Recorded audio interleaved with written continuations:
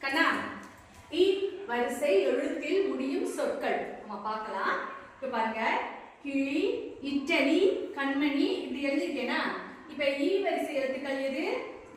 லி, லி, நீ, ரி. இந்த கடைசியா முடிஞ்சிருக்கிறது எல்லாம் இ வரிசை எழுத்துக்கள். எப்படி இ வரிசை எழுத்துக்கள் சொல்றோம்? நம்ம கீழே படிக்கிறப்ப இ வரிசை எழுத்துக்கள் கி, நீ, சி, நீ இப்படிதான் படிச்சிருக்க. இது எப்படி? இப்ப பாருங்க, இது லி. எப்படி பிரிப்பீங்க?